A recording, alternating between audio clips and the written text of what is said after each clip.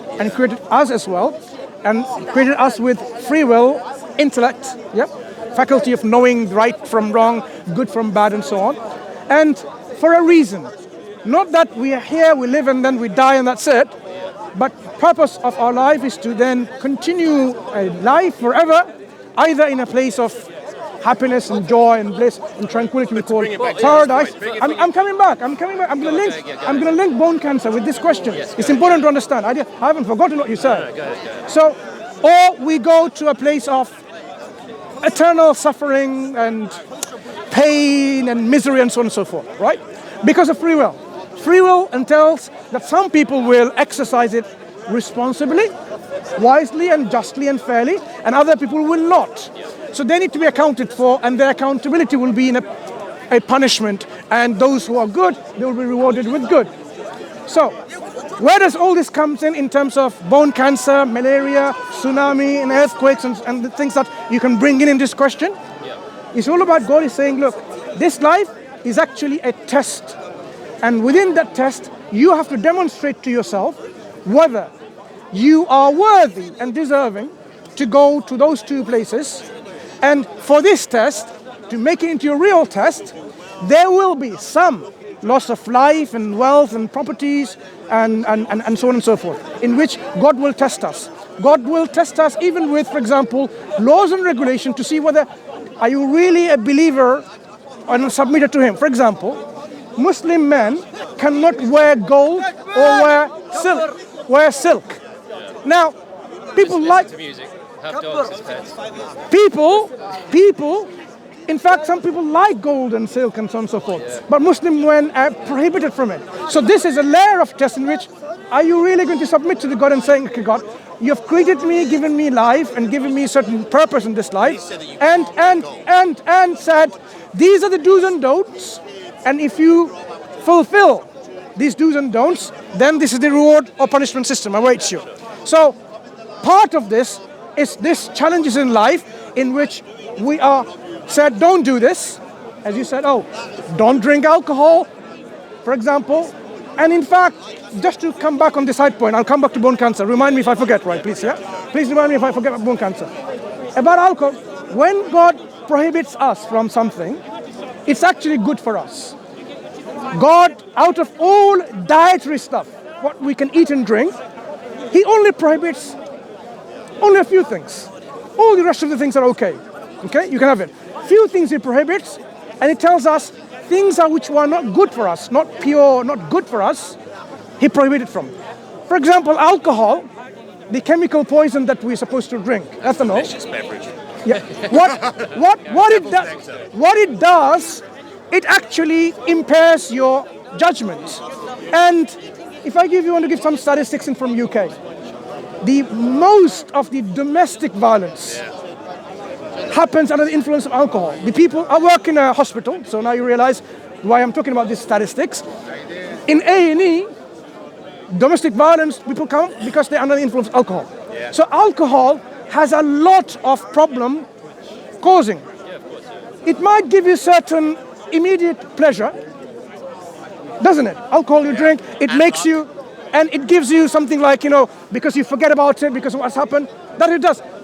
Islam tells us, look, the reason why some things are prohibited from it, of course, ultimately it's not good for you, even though there might be some goodness in it. But the ultimate good and bad, when you outweigh them, the evil, the bad, outweighs the good. Yeah. So God says, not good for you. There are lots of Coming back to there are lots of other things that are forbidden that I would argue are not. Give me an example, then we can talk about it. But we're not talking about bone cancer, but give us examples. What's the issue with pork? Sure. So, like dogs being. Why'd you guys hate No. It's not about. It's not about. Do you eat worms? Huh? Worms. I mean, some people do. If it was fried up, maybe Okay. I'd give it a go. But you don't normally. You haven't made into. What about cockroaches? I've eaten insects in Thailand. They were not tasty. Yeah. Do you eat cockroaches? Right. So there are certain things people themselves have restricted, depending on. I don't tell anyone they shouldn't be allowed to eat cockroaches. That's very different. Saying I know. I wouldn't and saying somebody else is forbidden. No, fair enough. I don't agree with No, forbidding other that's fair enough. But what I'm saying is, our Creator, who created us, knows us better than we know ourselves. So He told us there are things that you should avoid, like eating, out of these few reasons, blood, dead animals.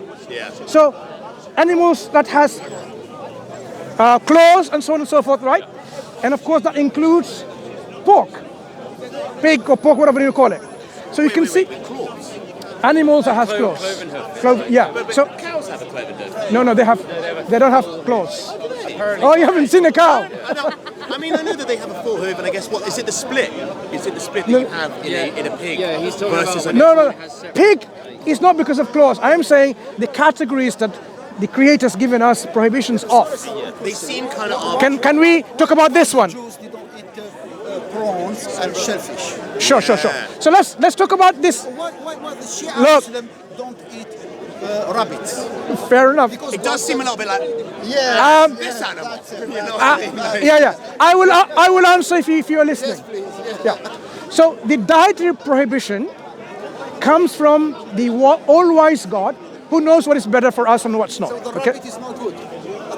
I'm not going to be able to answer if you are not able to listen. Yeah, but the Jews this received. Do you know what you're doing? From God. My friend, do you know what you're doing? Sorry. Jews, No. they received Don't say the sorry Torah, and keep on talking. The Torah was revealed by God according to the Jews. I think this man has let really finish his point. What I I'm- think he has a fair point. what though, I'm because he's saying the is- same thing just from a different angle. No. What's the What difference? I'm saying, I'm about to answer his questions, and he needs to listen. Like you are listening, like a real gentleman and a real lady. We only got a few more minutes. I know you do. We haven't got all times, neither have I, right? So, dietary restrictions are given for a reason, some of which the wisdom we may know and may be provided, other may not be provided, for example. So if our Creator doesn't provide a reason, we know in general that there is a good reason for it. Like, for example, God gives the reasons why about pork, okay? Because it's not something that it's najas. It's like filthy, okay? The chicken is So, not just as well. oh, please, listen. If you were not accustomed to eating pork, for example, you would study the animal, look at the animal, how the animal lives. It lives in almost like in sewages, and the way it eats and feeds on all the sewages and eats the feces and so on. No, it eats its own feces and so on. What I'm saying is, so what the Creator has said, look, there are hundreds and thousands of other creation that God has made, that you can eat of them. Don't eat of those things which will have some kind of effect on you, okay? So you may not realize this because it's a culture, it's a tradition. People have been eating pork for hundreds and thousands of years. And in fact, coming back to your question, Islam didn't prohibit pork as a new thing. It was already a prohibition from God to the Jewish people, long time ago. Yeah, and they still to this day, they don't eat pork, okay? Right, it's still to this day. So, and various others. So something could be prohibited as a test to see whether you actually follow the commands of God or not, or you really say and you don't mean it. Do you actually mean it when you say, oh, I submit? Submission needs to be demonstrated with your limbs, with your actions. So some things, God has provided reasons. Other things, if the reasons are provided, we can still know that they are not good for us, okay? Bone cancer, let's come back to that. Yes. What's wrong? What did the child do? Yeah, what test is this for the Well, child? no, what did the child do? We say child didn't do anything. This child will have its own way of getting into heaven or not by God's justice in the day of judgment. God is not going to be unjust to a child who has not developed the faculty of intellect, knowing good or bad. That is unjust. No, what I'm saying, this child having this suffering now is a test for the parents and the families. If he hasn't got Look, parents. what you don't realize is this. If he's in Okay, no. You can disagree, but think about this. If, for example, I want to go to a gym and I want to build a body with my muscles, I have to endure some suffering, pain. Now that pain will give me some gain. Damn right. At the end of the day. So that pain is not a bad thing necessarily. No. You can justify your own suffering. No, please. I will talk about the child in a second. So this pain that one undergoes, it's not necessary. In fact, pain in general. Pain in general is actually a good thing to have. Pain, no gain. If there was no pain, imagine now, I put my hand in behind and the fire was consuming a hand, it burned. Let me finish.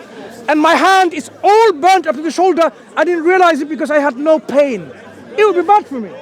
So when I have a pain and I put my hand in a hot stuff or fire, I will retract because it's telling me something is not good for me.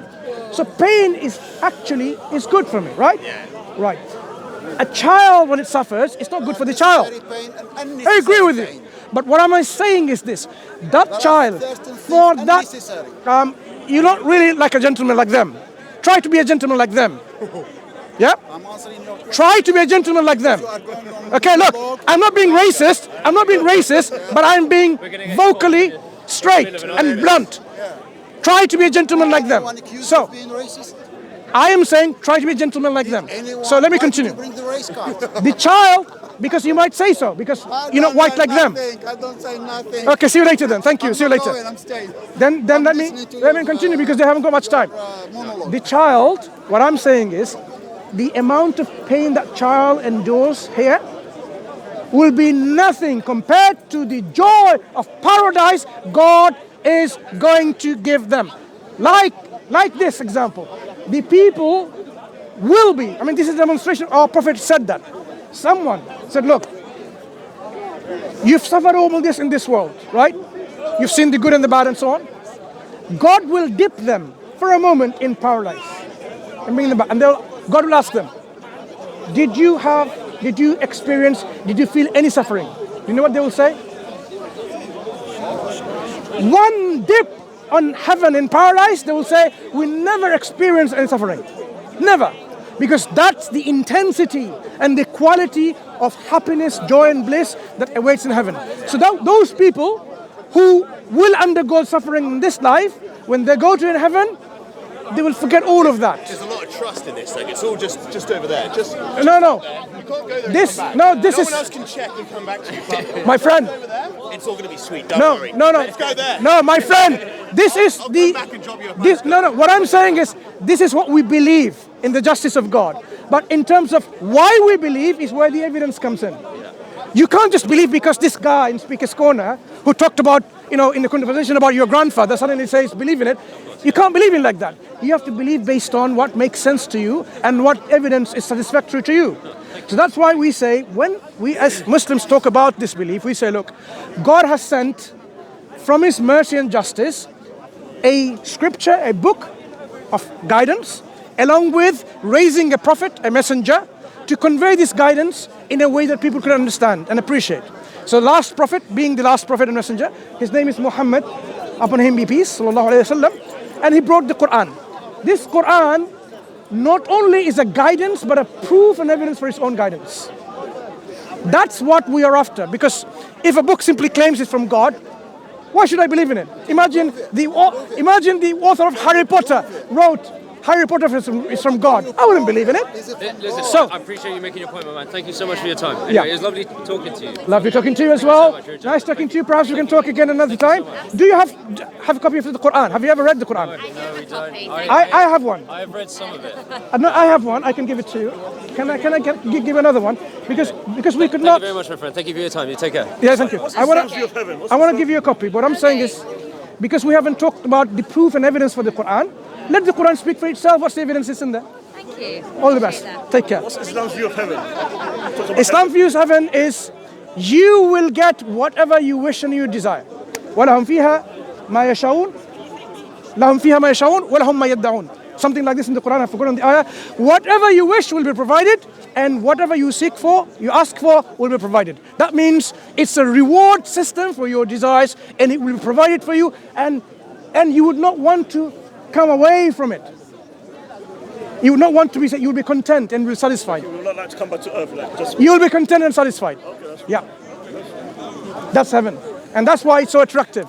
Because Islam gives us this reward system in which we say we want to go there. And that's why Muslim will say, I want to really strive hard to go into heaven and remove myself from the hellfire, because hellfire is where I do not want to go and you don't want to go. A place of suffering and misery and pain. That's where hell is. We don't want to go there. You know, who will go?